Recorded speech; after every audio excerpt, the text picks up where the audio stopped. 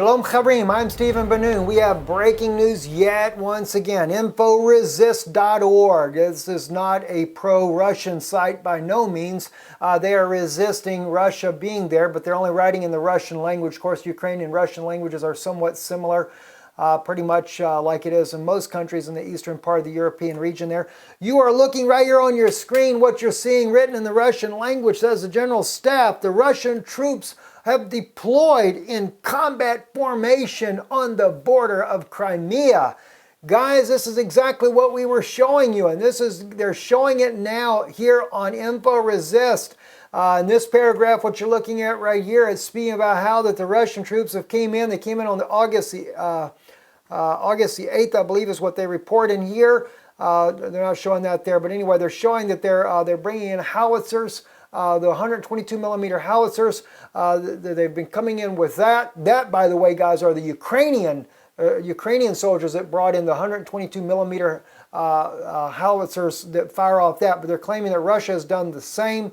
They're speaking about how the Russian is digging in on the trenches, etc., getting ready for war. Now, let me tell you something. If Russia is moving in and digging in, that doesn't look too much like an offensive attack to me, but rather a defensive posture. They're about 14 kilometers on the inside of the borders. They do show on the map. They've noticed that they're in two positions on the Crimean border, and that happens to be where two major roads come into Crimea, the peninsula of Crimea. So yes, Russia concerned very much that there is a planned attack on Crimea to take it back. Remember, last night's news, we reminded you what we showed you back in March, how that, what was it?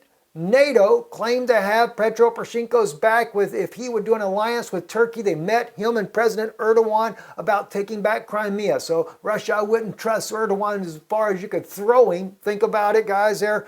And we shared again how that they had been making that plot, making that plan, and now we're seeing that the news is coming out on InfoResist saying that Russia is digging in. They are there. But what got all this started in the first place, guys? Remember this video here I shared with you. This here is where NATO-backed Ukrainian forces were sending in tanks on the front line of Donetsk.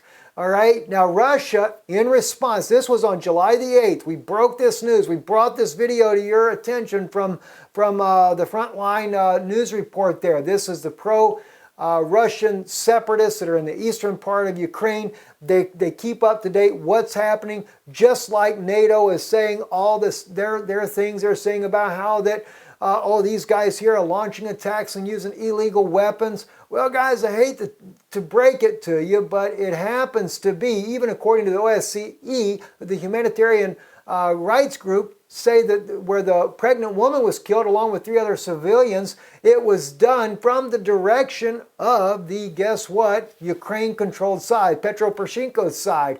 And it is known, according to Russell Bentley, who is there in the region, they're fighting alongside of his own people there. He's a Texan who is there helping his people, that yes, indeed, guess what? They are firing illegal 122 millimeter shells into the Ukrainian citizens in the eastern part of Ukraine. And we show you how Brian, who's with the, the Vertical, comes out absolutely misrepresents the UN findings where it speaks about the East Ukraine citizens that have been murdered at the highest number ever killed by what? The Western Ukraine Petro Poroshenko-backed government. But what does Mr. Brian do in his interview there? He kind of twists the way the report sounds and makes it look like it's Western Ukraine's dying and it's those civilians. So, who started it all? Again, it is the Ukrainian side. And believe me, when people try to tell you that Russia was the one that moved in, that's a complete lie, guys. It was not. Russia did not move in on Ukraine to start with. It was a coup, an internal coup. Russia would have never done a coup when he already had a president that was very pro-Russian. But that president refused to go along with this EU plan of becoming a member with the EU. He did want to do the EU plan, but he also wanted to have economic agreement with Russia. And when he refused to do that, CIA moved in and they did a coup, overthrew the government, installed their own little puppet, Petro Poroshenko, as the president, and it's been a neo-Nazi campaign, a genocide against the Russian-speaking people in the East Ukraine ever since then. So what did Putin do? Because he does have a naval base. He's paid for the right to have his naval base with 20,000 soldiers there in Crimea. When this coup happened, he had to make action quick to protect his military asset. The United States would have done the exact same thing. You don't see the United States moving out of Turkey just because of failed coup attempt there, do you? No, you don't.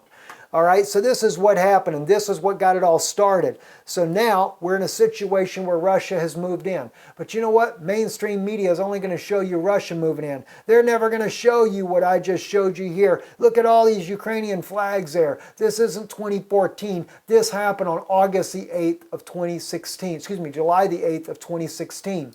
That's when they moved in. That's when Russia, they were trying to get Russia to launch an attack. Russia didn't. Russia, though, and we reported it, first ones to bring it out, Russia did sent tanks in. He sent in about a dozen tanks to help the people of East Ukraine, but he didn't send in his own forces. But I'm not going to sit here and just protect Putin. I have to tell you the truth. Yes, Putin has sent in his forces. He did it during 2014 when he sees his people taking a beating. He has done it. And has he moved forces to the northern Crimean border? Well, we were the first ones to show you that as well. We showed you the footage, train loads of these things going to the front line. So yes, he is doing it. You want to see it? I'll be glad to show it to you again. This is exactly Putin did. We broke this one right here. This was when it was on the train still in Russia, headed to Crimea. All these tanks, these are armored personnel carriers. Yes, there is the Grad launcher, so you are right, Ukraine. They did send a Grad launcher too, but I also showed where you sent about 5 Grad launchers down to the border with Crimea, and Russia anticipating, and those little cars there, I'm sure they got Russian troops in there that are going to man all this equipment, just like we showed you in the video yesterday. So no, we're not covering up what Russia's doing. We're showing you both sides of the fight and what's going on. It's getting serious and it's getting late, guys. I tell you, pray for these people. These are human beings that will die in this war, not just the soldiers, but as it's been going with Western Ukraine under Petro Poroshenko, they've been killing the civilians as well. And the UN has even said it is dangerous, and neither side has taken that into consideration. Well, I've seen video after video after video where the people in Ukraine, where the civilians are dying, are begging NATO to get their warmongers to back off. But they're not going to do it, guys. I'm very sorry to tell you that, but they're just not going to do it. I'm Stephen Benoon. You're watching Israeli News Live. Shalom.